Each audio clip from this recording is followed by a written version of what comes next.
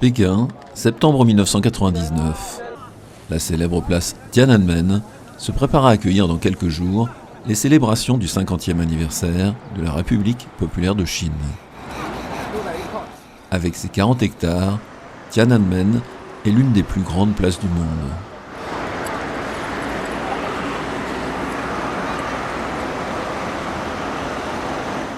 En son centre, le monument aux héros du peuple rend hommage aux martyrs des luttes révolutionnaires.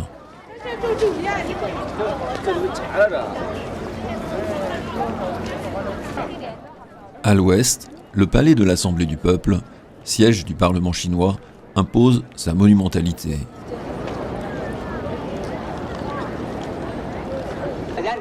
Une foule nombreuse se presse devant le mausolée de Mao.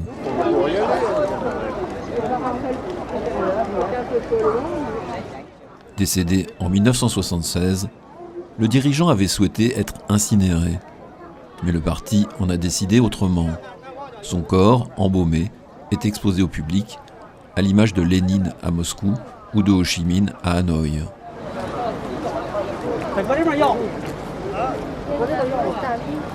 Les visiteurs sont presque exclusivement chinois, venus parfois de très loin pour saluer celui qu'ils considèrent comme le père de la Chine moderne.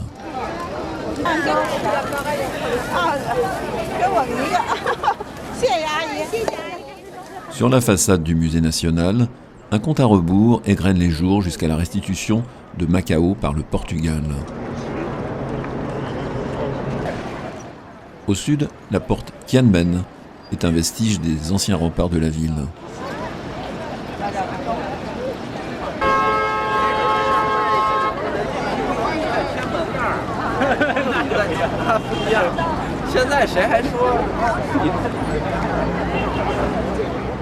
Le nord de la place Tiananmen est occupé par la porte de la paix céleste. De part et d'autre du portrait de Mao, deux slogans proclament l'unité du peuple chinois et la grandeur de la République populaire.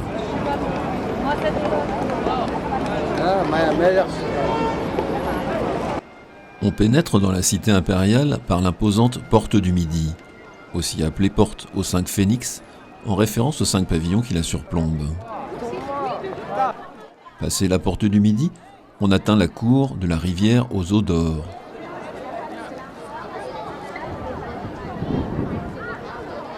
Cinq ponts de pierre, bordés de balustrades de marbre, permettent de traverser la rivière aux eaux d'or, lesquelles étaient prélevées dans les douves entourant la cité impériale. Nous sommes désormais dans ce qu'on appelait communément la cité interdite, le lieu de pouvoir et de résidence des empereurs chinois, dont l'accès était interdit au peuple. En poursuivant l'axe sud-nord, on atteint la porte de l'Harmonie suprême, gardée par 2 lions de bronze, symbole de l'autorité impériale.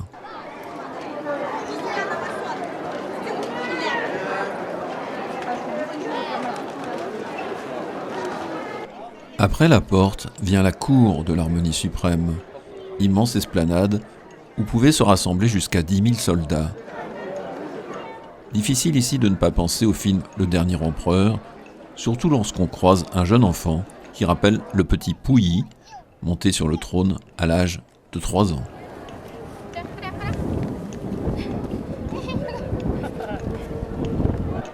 Depuis la porte de l'Harmonie suprême, l'axe de cheminement conduit au palais de l'Harmonie suprême, le cœur du pouvoir impérial.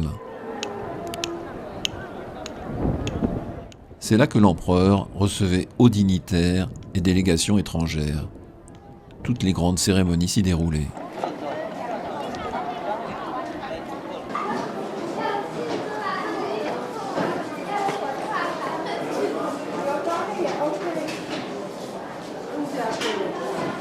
Le trône, en bois de santal, est entouré de grues en bronze, de brûle-parfums et de piliers laqués or.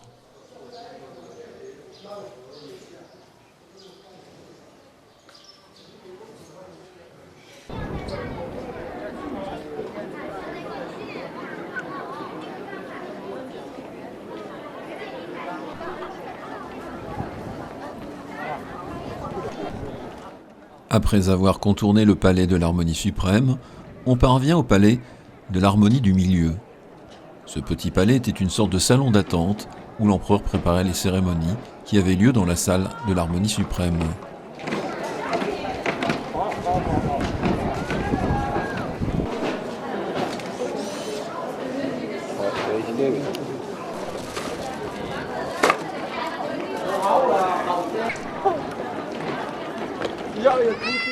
On atteint ensuite le palais de l'harmonie préservé. Les empereurs Ming s'en servaient initialement pour changer de vêtements lors des cérémonies rituelles. Les Qing en firent le lieu des banquets impériaux et la salle où se déroulait l'épreuve la plus élevée du concours de recrutement des fonctionnaires.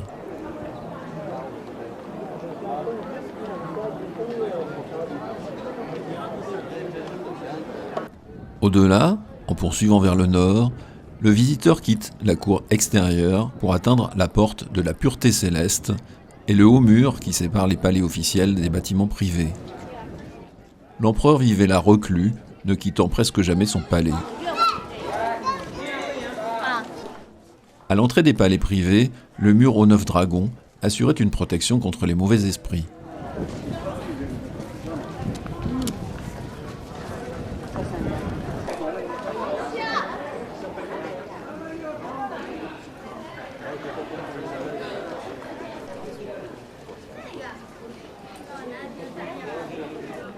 Après l'abdication du dernier empereur, Puyi, en 1912, la cité interdite fut transformée en musée, afin d'y exposer les trésors de l'Empire.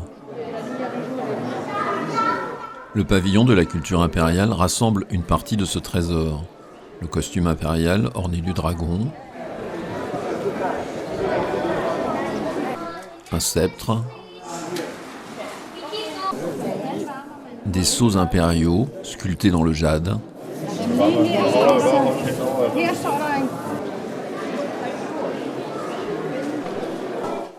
on voit là des arbres de corail, un paravent décoré de plumes de martin pêcheur,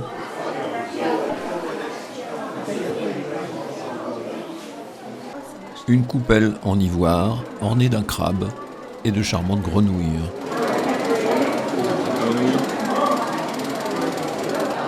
Voici un élégant éventail de cérémonies.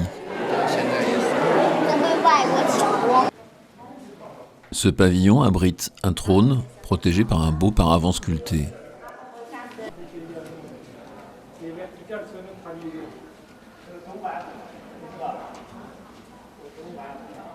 Le temple de la joyeuse longévité abrite une sculpture de jade d'une finesse exceptionnelle, classée trésor national.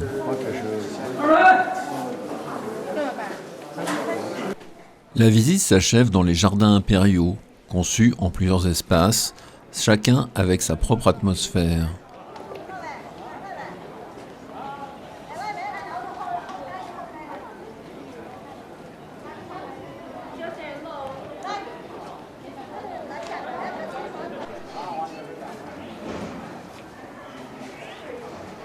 Au sortir de la porte de la suprême sagesse, qui ferme le nord de la cité interdite, on grimpe la colline de charbon, construite avec la terre extraite pour creuser les douves. De là s'ouvre une vue superbe sur les toits majestueux de la cité impériale.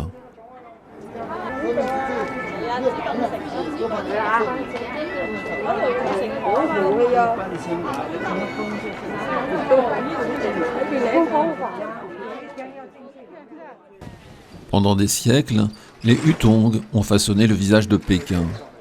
Ces ruelles étroites, bordées de maisons basses en briques grises, formaient un maillage urbain unique, entrelacé autour des grandes artères de la ville impériale. Dans ces quartiers, l'ambiance était presque villageoise. Derrière les murs, les Siyeuan, ces habitations traditionnelles organisées autour d'une cour intérieure, abritaient des générations de familles, et ces ruelles bruissaient de vie. Mais le temps et le développement ont bouleversé cet équilibre. Faute d'entretien et devenus inadaptés à la circulation moderne, nombre de Hutong ont été démolis ces dernières décennies. En cette fin de XXe siècle, seuls quelques quartiers emblématiques ont été épargnés. Ce sont les derniers témoins d'un mode de vie en voie de disparition. Situé au nord-est du centre historique de Pékin, le temple de Yongbei plus connu sous le nom de Temple des Lamas, est le plus grand sanctuaire bouddhiste tibétain de la capitale. Sa construction débute en 1694 sous la dynastie Qing. À l'origine, il s'agissait de la résidence princière de Yi Zhen, futur empereur Yongzheng. Lorsqu'il monte sur le trône en 1722, une partie du palais est convertie en lamasserie, marquant ainsi son ouverture au bouddhisme tibétain, courant particulièrement influent à la cour impériale. Miraculeusement épargné par les destructions de la révolution culturelle, le temple doit sa sauvegarde à l'intervention du Premier ministre Zhou Enlai. Classé site protégé en 1961, il est restauré dans les années 1970 et à partir de 1981, il rouvre ses portes au public tout en accueillant à nouveau des moines tibétains, notamment venus de Mongolie.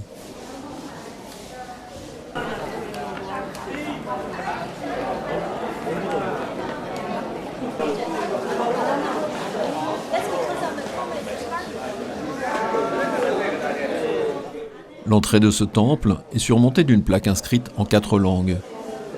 Le mongol, le tibétain, le han et le mandchou, témoignant ainsi de l'unité impériale dans la diversité ethnique. Les pavillons se succèdent, abritant des statues de Bouddha et de Bodhisattva.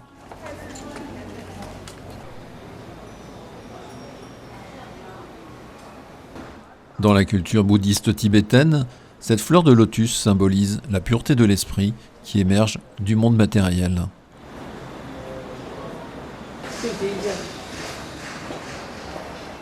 Mais le clou de la visite reste le pavillon des 10 000 bonheurs, construit en 1750.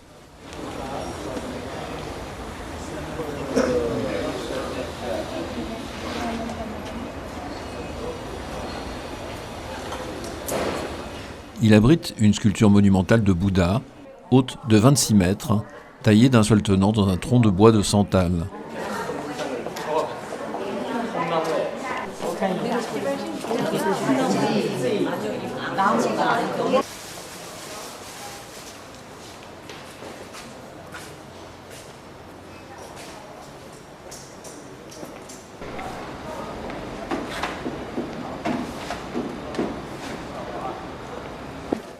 Aujourd'hui encore, le temple est visité par des moines de l'école tibétaine des bonnets rouges.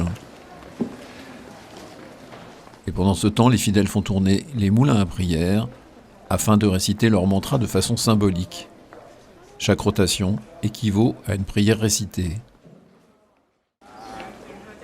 À Pékin, non loin du temple des Lamas, se trouve un lieu empreint de sérénité et de sagesse, le temple de Confucius.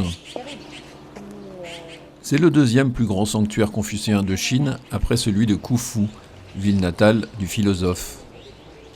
Classé parmi les sites culturels majeurs protégés par l'État chinois, il témoigne de l'influence profonde du confucianisme dans l'histoire du pays.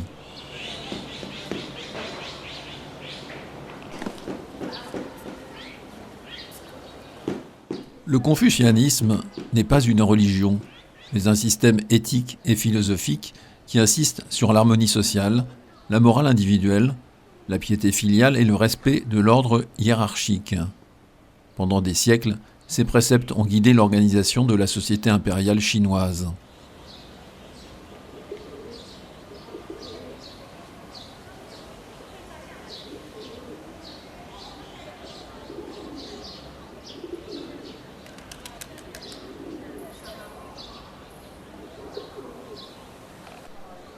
Cette stèle monumentale, posée sur le dos d'une tortue à tête de dragon, célèbre l'histoire et l'importance spirituelle du temple. Dans les allées sont exposées d'autres stèles, gravées au nom des brillants étudiants qui réussirent les prestigieux examens impériaux, jadis fondés sur les textes classiques confucéens.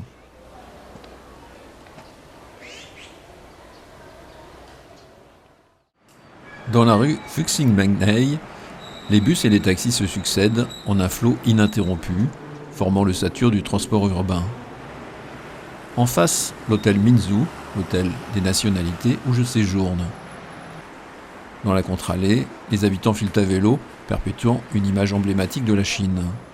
À quelques pas, sur un trottoir, deux hommes sont penchés sur un plateau de xiangqi, les échecs chinois.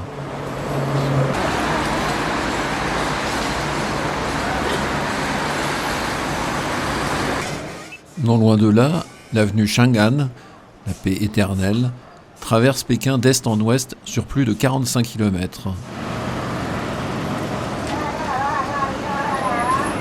Elle est l'épine dorsale de la ville, à la fois témoin de son passé impérial et scène des grands événements de la Chine contemporaine.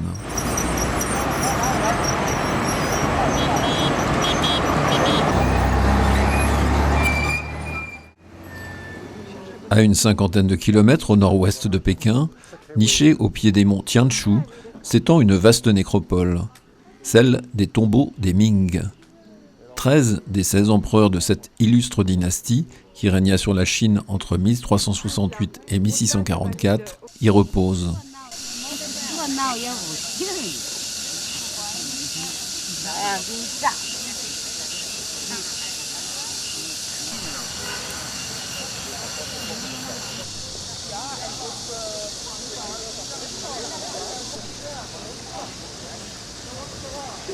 L'entrée du site est marquée par le pavillon de la stèle, où trône une imposante statue de tortue, symbole d'immortalité.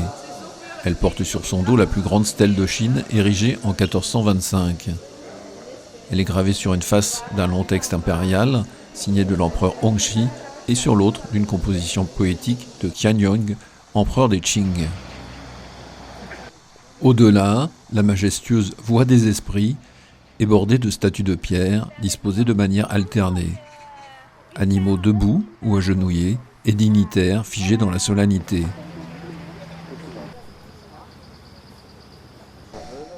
Chaque statue est taillée dans un seul bloc de pierre, formant une garde d'honneur symbolique qui accompagne l'âme impériale vers l'éternité.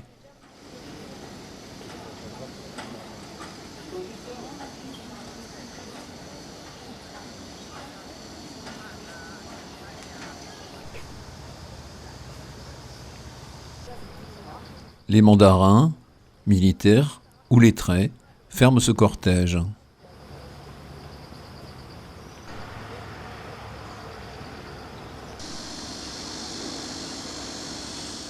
La voie se termine par la porte du dragon et du phénix, allégorie impériale où le dragon représente l'empereur et le phénix l'impératrice. À proximité, une pagode en tuiles vernissées servait de four pour brûler des offrandes. Les 13 tombeaux, dispersés sur le site, suivent un agencement semblable. Une porte du palais, puis la porte des faveurs éminentes mènent au palais des faveurs éminentes, où les empereurs rendaient un dernier hommage à leurs ancêtres.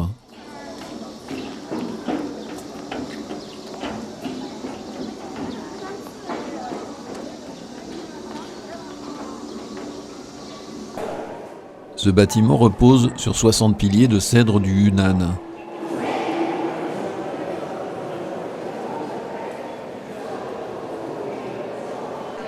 Il abrite aujourd'hui un musée où l'on découvre, entre autres, des objets exhumés de la tombe de l'empereur Wanli à Dingling. Des tissus somptueux reconstitués sur des métiers d'époque Ming. Une coiffe impériale, finement ouvragée. Une autre ornée de plumes de martin pêcheur.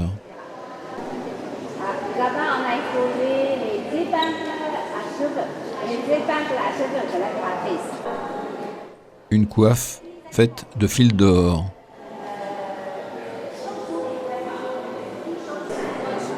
Un vase Ming au bleu profond, caractéristique de l'art de cette dynastie.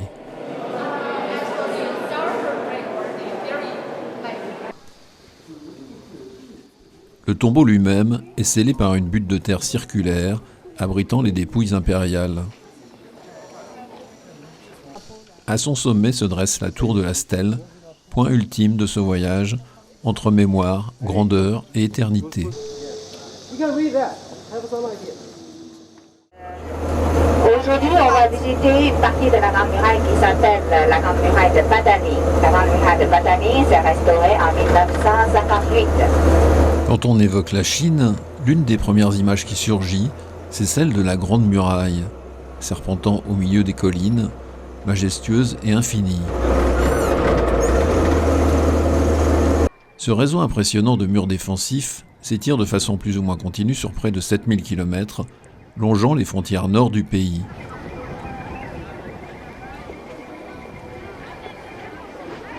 La construction de cette muraille légendaire remonte à plus de 2 millénaires. Elle a été initiée vers 220 avant notre ère par le premier empereur de Chine unifié, Qin Shi Huang. À l'époque, il ne s'agissait pas d'un mur unique, mais d'un assemblage de fortifications existantes, consolidées et reliées, pour créer une barrière contre les invasions venues du nord. Au fil des siècles, d'autres dynasties, et notamment les Ming, entre le XIVe et le XVIIe siècle, ont renforcé et étendu la muraille. C'est d'ailleurs sous leur règne qu'a été bâtie la célèbre section de Badaling. Vous êtes à Londres ? Bon, il ne serait pas dit que je ne serais pas sur mon film en train de monter la Grande Muraille de Chine. Vous voulez qu'on vous prenne ? Ah non, ça va, c'est gentil, merci. Au revoir, mais Située à seulement 70 km de Pékin, Badaling est aujourd'hui la portion la plus connue et la mieux conservée de la muraille. Elle fut érigée pour protéger la passe stratégique de Zhuyong, un point névralgique pour la défense de la capitale. Les tours de guet y sont particulièrement rapprochées, témoignant de l'importance militaire du lieu.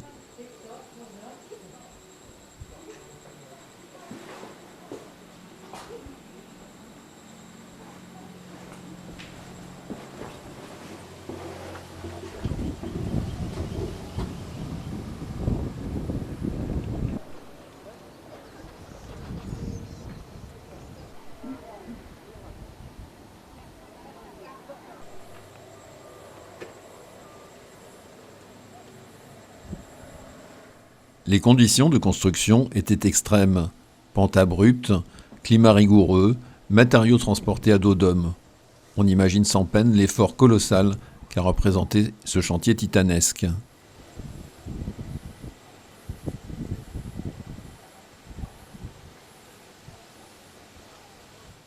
Dans les années 1950, Badaling fut la première section restaurée et ouverte au public, marquant le début d'une nouvelle vie pour la muraille.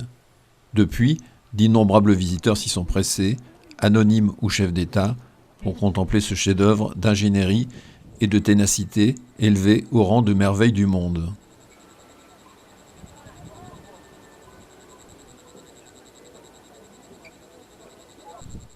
La Grande Muraille, au-delà de la pierre et du mortier, incarne la force, la patience et la détermination du peuple chinois à travers les siècles.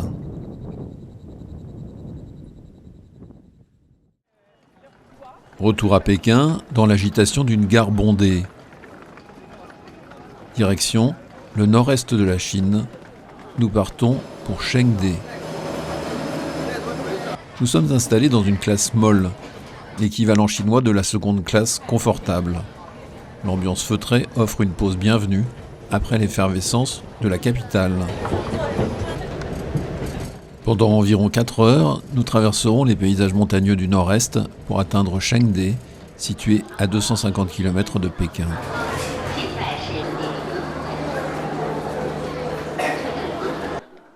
Bienvenue à Chengde, l'ancienne résidence d'été des empereurs Qing. C'est ici que les souverains venaient chercher la fraîcheur des montagnes et échapper à la fournaise de la capitale. Le palais d'été est bien plus qu'un simple palais. C'est une ville dans la ville, un vaste domaine impérial construit au XVIIIe siècle sous l'empereur Kangxi, puis agrandi par ses successeurs.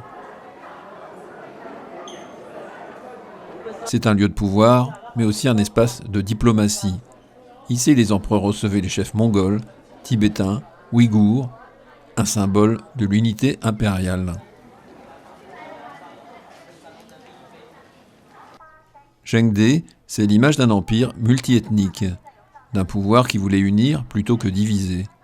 C'est la raison pour laquelle on y trouve des architectures Han, mongoles et tibétaines.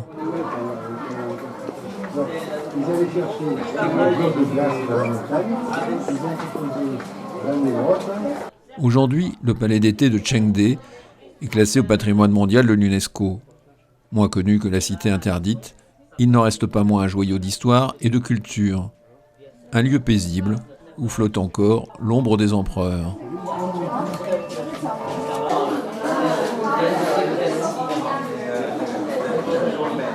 Le palais séparé, ou Bishu Shanzhuang, était la résidence de l'empereur.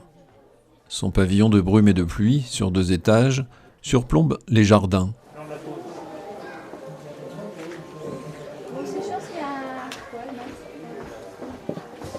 Au-delà, on découvre le parc des 72 sites célèbres, qui s'étend sur plus de 560 hectares.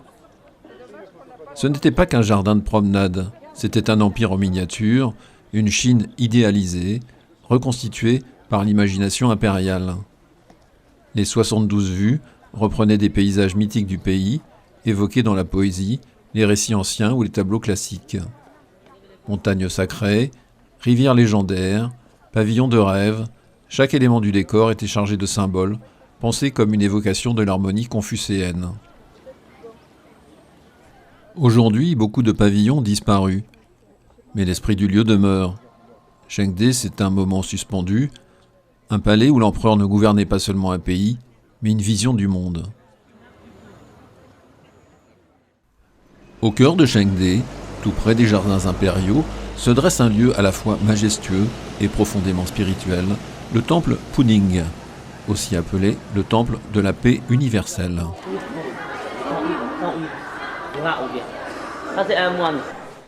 À l'entrée, l'architecture est d'inspiration chinoise, avec ses pavillons aux toits recourbés. En s'enfonçant dans l'enceinte, les influences tibétaines deviennent plus marquées. Ce temple abrite une représentation typiquement chinoise du Bouddha Maitreya, prophétisé comme le prochain Bouddha à apparaître dans ce monde. Les brûle-parfums sont toujours placés à l'extérieur des temples, pour éviter tout risque d'incendie. Construit en 1755 par l'empereur Qianlong, ce temple célèbre la victoire des Qing sur les Dzungars, mais surtout il incarne une volonté politique et symbolique. Rassembler les peuples de l'Empire dans la paix et la foi.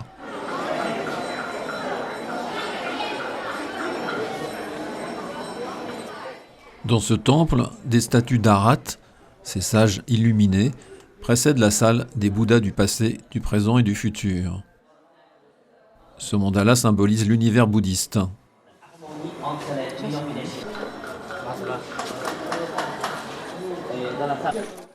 Les fidèles et les autres visiteurs font tourner les moulins à prière pour envoyer leurs intentions vers les cieux.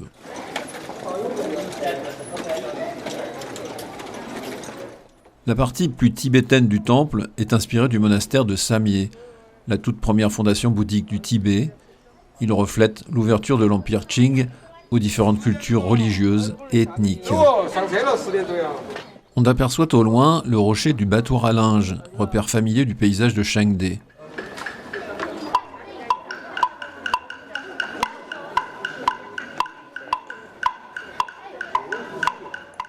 Vient enfin le chef-d'œuvre du temple, le pavillon du Dachenghe, qui abrite une statue spectaculaire de Guanyin, la déesse de la compassion. Sculptée dans un tronc de bois géant, elle mesure 22 mètres, se dresse sur plusieurs niveaux et possède 42 bras pour tendre la main à tous les êtres en souffrance.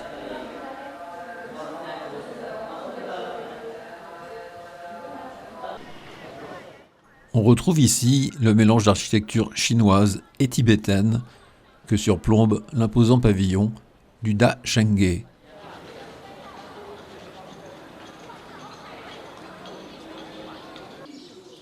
Cette cour renferme de multiples symboles du bouddhisme, les pierres manies, les cornes de buffle, des représentations du Dharma, la roue de la vie, ainsi que des drapeaux de prière.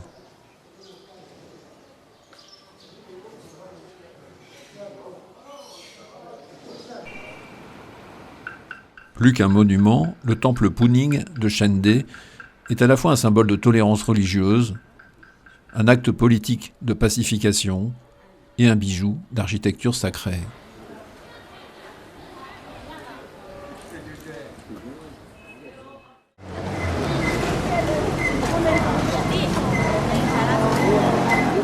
Poursuivant notre promenade dans Chengde, nous découvrons la fabrication des lamian. Ce sont des nouilles étirées à la main par la cuisinière.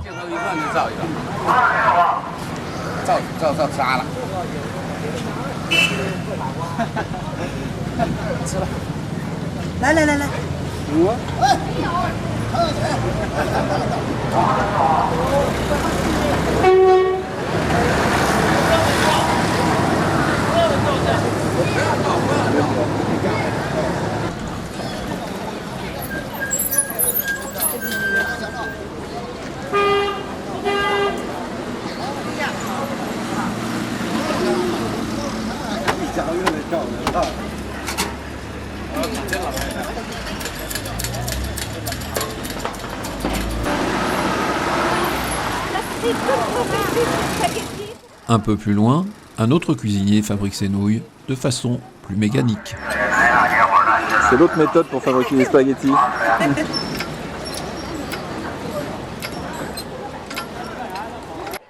Perché sur les hauteurs de Chengde, entre les pins et les pics brumeux, un temple se détache de la montagne. Il est massif, coloré, presque onirique. C'est le temple Putuo Zongcheng.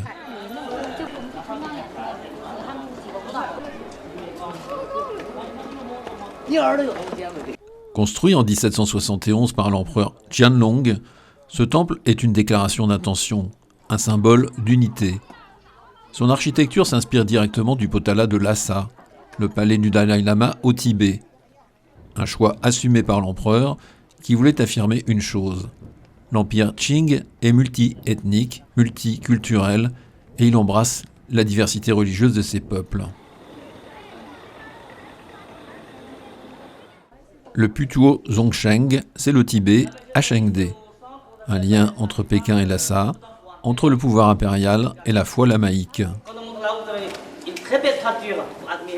À l'intérieur, le silence contraste avec l'ampleur du lieu. On traverse des salles de prière, des couloirs ornés de fresques, de statues bouddhistes, et l'on sent encore flotter l'encens des offrandes.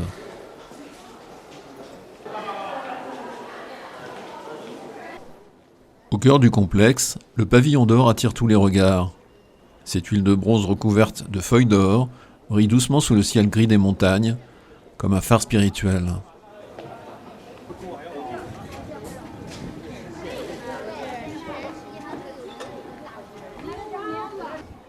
Le Putuo Zongcheng, c'est donc ce temple entre deux mondes, entre foi et politique, entre recueillement et démonstration impériale, une œuvre d'architecture sacrée, mais aussi de propagande intelligente, portée par la vision d'un empereur stratège et érudit.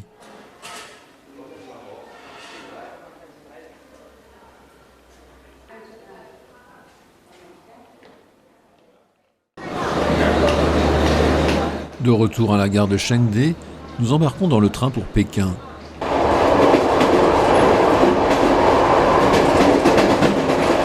On voit ici le wagon des banquettes dures, au confort plus sommaire.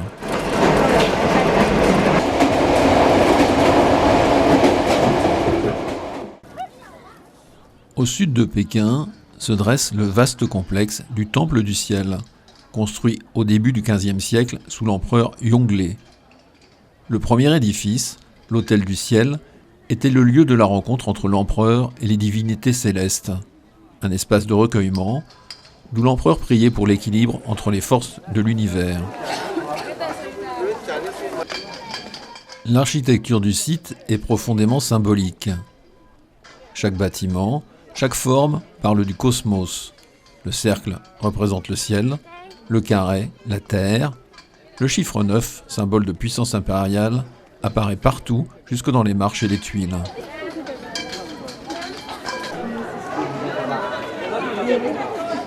Le second bâtiment est la voûte céleste impériale, une rotonde à la toiture bleue.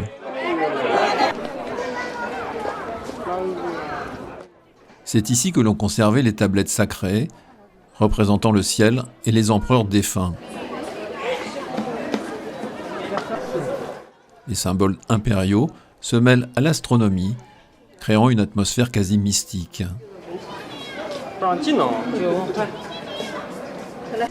Mais le bâtiment le plus célèbre de tous reste la salle des prières pour de bonnes moissons.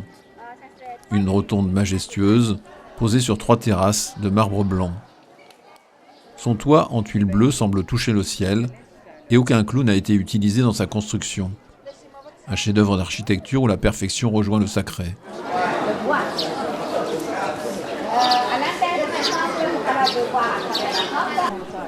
L'empereur, considéré comme le fils du ciel, venait ici 2 fois par an, prier pour de bonnes récoltes.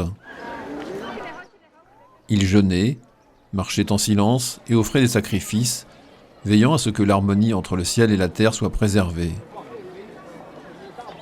Aujourd'hui, le parc du Temple du Ciel est devenu un lieu de détente et de mémoire. Les habitants de Pékin viennent y pratiquer le tai chi, jouer de la musique ou simplement profiter de la sérénité des lieux. Une belle rencontre entre l'histoire impériale et la vie quotidienne. À une quinzaine de kilomètres au nord-ouest de Pékin, loin de l'agitation de la ville, se déploie un vaste paysage où se mêlent collines, temples et eaux tranquilles. Voici le Palais d'été, un immense parc impérial conçu comme un refuge pour les empereurs de la dynastie Qing, un lieu de détente loin de la rigueur de la cité interdite.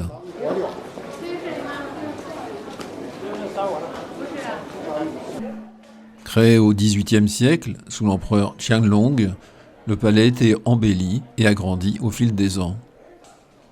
C'est l'impératrice Cixi qui a supervisé sa rénovation à la fin du XIXe siècle, y faisant construire une série de pavillons, de kiosques et de galeries.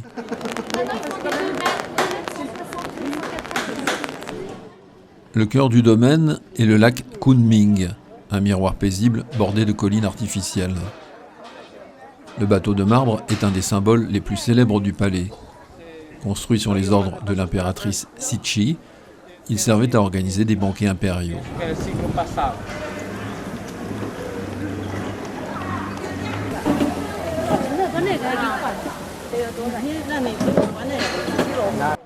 Si ces reproductions en bois du bateau de marbre sont moins majestueuses que l'original, elles ont en revanche le mérite de flotter.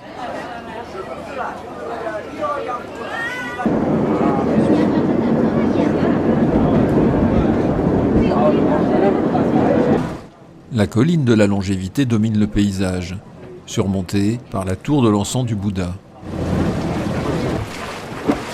Tout ici a été conçu pour symboliser l'harmonie entre l'homme et la nature.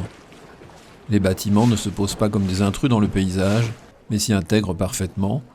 On y trouve des allées sinueuses, des ponts élégants, des rochers disposés avec soin comme dans une peinture vivante.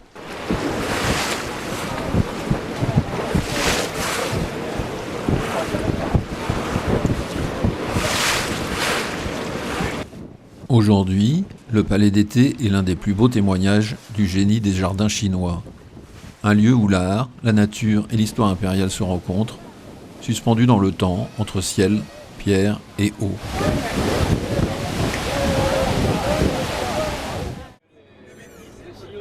La nuit est tombée sur Pékin et nous nous dirigeons vers la gare de l'Ouest, inaugurée en 1996.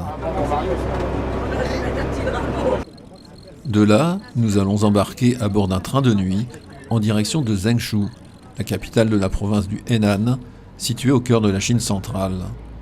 Ce voyage en train nous conduira vers un carrefour historique où les vestiges des dynasties passées côtoient le dynamisme de la Chine d'aujourd'hui.